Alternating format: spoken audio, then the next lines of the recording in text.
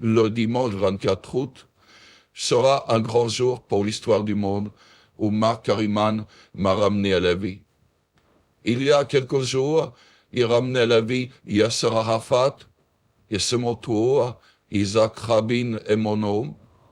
On prononce en français Isaac, en hommage justement à certains personnages de la Bible qui vous accompagnent et qui vous permettent de vivre pleinement votre vie, et en espérant que la Bible vous apporte encore un certain bonheur sur terre. Je suis Isaac Rabin.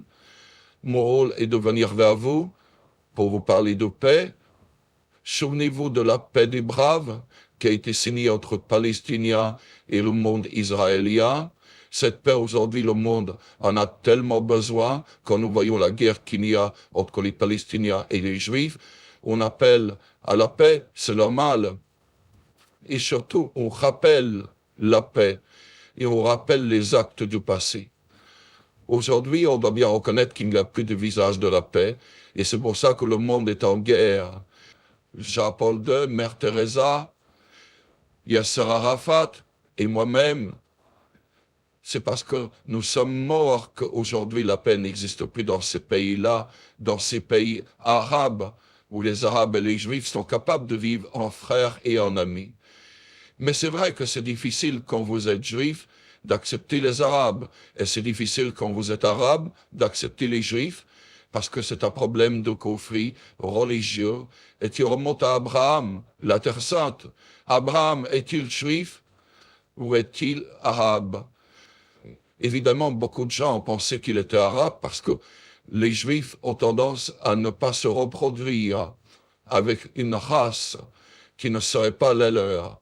Voilà pourquoi, comme d'une race juive est venue au monde une race arabe, beaucoup de personnes pensent que c'est plutôt le contraire, qu'Abraham fut depuis le commencement un arabe. Et pourquoi pas? De toute façon, juifs et arabes, de par les Écritures saintes, sont cousins. Quoi qu'il arrive, on ne peut nier que les juifs et les arabes sont des cousins. C'est écrit dans le judaïsme, et c'est aussi confirmé par le prophète Mohammed dans le Coran.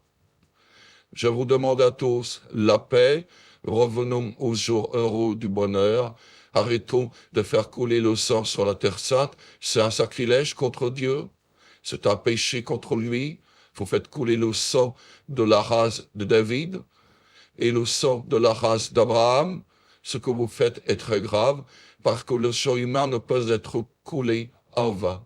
Et il est écrit dans le judaïsme, un des commandements les plus importants de la loi, tu ne tueras pas. Je suis votre ami Isaac Rabin, et aujourd'hui je suis venu, grâce à Marc Harriman, ressuscité d'entre les morts, rappeler au monde la paix des braves, rappeler au monde notre mission à tous de nous aimer, de nous unir, de nous comprendre, de nous accepter, et enfin de nous pardonner. Parce que c'est vrai qu'il existe des heurts entre juifs et arabes, mais notre devoir à tous est de se pardonner, car c'est par le pardon que nous serons meilleurs. Bonne journée sur YouTube. Le dimanche 24 août sera un grand jour pour l'histoire du monde où Marc Harriman m'a ramené à la vie. Il y a quelques jours, il ramenait à la vie Yasser Arafat, et c'est mon tour, Isaac Rabin est mon nom. On prononce en français Isaac, en hommage justement à certains personnages de la Bible qui vous accompagnent et qui vous permettent de vivre pleinement votre vie, et en espérant que la Bible vous apporte encore un certain bonheur sur terre. Je suis Isaac Rabin, mon rôle est de venir vers vous pour vous parler de paix. Souvenez-vous de la paix des braves qui a été signée entre Palestiniens et le monde israélien. Cette paix, aujourd'hui, le monde en a tellement besoin. Quand nous voyons la guerre qu'il y a entre les Palestiniens et les Juifs, on appelle à la paix, c'est normal. Et surtout, on rappelle la paix et on rappelle les actes du passé. Aujourd'hui, on doit bien reconnaître qu'il n'y a plus de visage de la paix, et c'est pour ça que le monde est en guerre. Jean-Paul II, Mère Teresa, Yasser Arafat et moi-même, C'est parce que nous sommes morts qu'aujourd'hui la paix n'existe plus dans ces pays-là, dans ces pays arabes, où les Arabes et les Juifs sont capables de vivre en frères et en amis. Mais c'est vrai que c'est difficile quand vous êtes Juif d'accepter les Arabes, et c'est difficile quand vous êtes Arabe d'accepter les Juifs, parce que c'est un problème de conflit religieux et qui remonte à Abraham, la Terre Sainte. Abraham est-il juif ou est-il arabe ? Évidemment, beaucoup de gens ont pensé qu'il était arabe parce que les Juifs ont tendance à ne pas se reproduire avec une race qui ne serait pas la leur. Voilà pourquoi, comme d'une race juive est venue au monde une race arabe, beaucoup de personnes pensent que c'est plutôt le contraire, qu'Abraham fut depuis le commencement un arabe. Et pourquoi pas ? De toute façon, juifs et arabes, de par les Écritures saintes, sont cousins. Quoi qu'il arrive, on ne peut nier que les juifs et les arabes sont des cousins.